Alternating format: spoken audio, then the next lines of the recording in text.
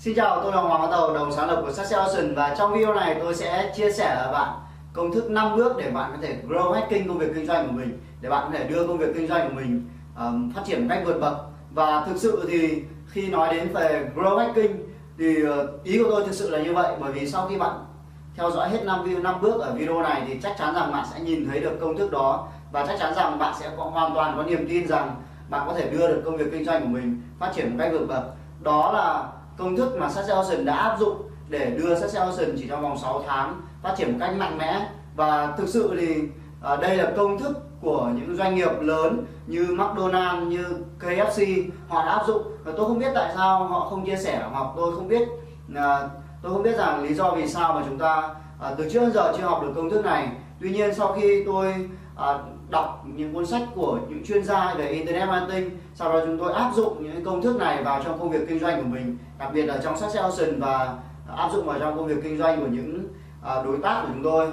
những khách hàng của chúng tôi, thì nó đã cho kết quả rất tuyệt vời. Và tôi tin chắc rằng khi mà bạn biết được 5 bước này thì bạn sẽ có một cái nền tảng kinh doanh hoàn toàn khác biệt, và bạn có thể ngay lập tức áp dụng vào trong công việc kinh doanh của mình để phát triển công việc kinh doanh của mình. Và đây là công thức mà tôi thực sự muốn bạn nắm được nó, bởi vì như tôi đã nói, nó sẽ hoàn toàn thay đổi cách thức kinh doanh của bạn. Và cái bước đầu tiên trong công thức 5 bước này là gì, tôi sẽ chia sẻ ngay bây giờ. Và trước khi tôi chia sẻ thì tôi muốn bạn hãy có thể chuẩn bị cho mình một tờ giấy và một cây bút để chúng ta có thể cùng nhau theo dõi video này và ghi chép lại được những ý chính mà tôi muốn chia sẻ với bạn. Và biết đâu đấy bạn có thể ngay lập tức áp dụng nó, mặc dù có thể là chưa hoàn hảo, nhưng mà tôi tin chắc rằng chỉ cần bạn áp dụng được những ý ở đây thì công việc kinh doanh của bạn cũng như là doanh thu của bạn sẽ phát triển một cách vượt bậc. Và làm thế nào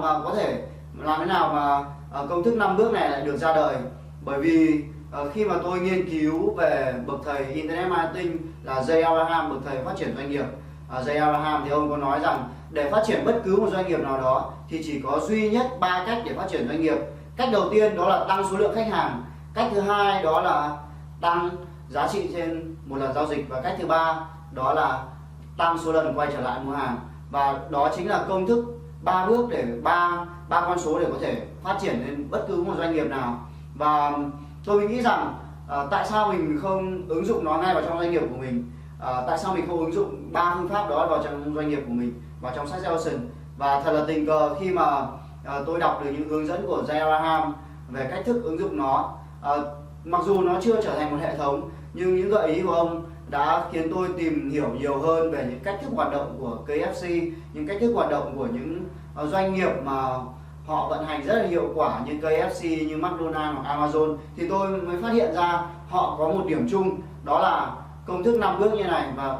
đó chính xác là những gì mà tôi sẽ chia sẻ với bạn ở video này. Vậy thì công thức 5 bước này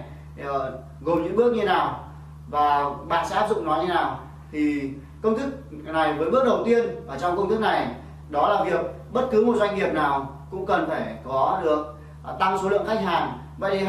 có hai cách để tăng số lượng khách hàng. Cách đầu tiên đó là tăng số lượng khách hàng tiềm năng, và cách thứ hai đó là tăng tỷ lệ chuyển đổi. Và nếu như bạn đi theo công thức 5 bước này thì chắc chắn rằng bạn sẽ tăng được cả hai chỉ số đó. Bạn vừa tăng được khách hàng tiềm năng và bạn vừa tăng được tỷ lệ chuyển đổi.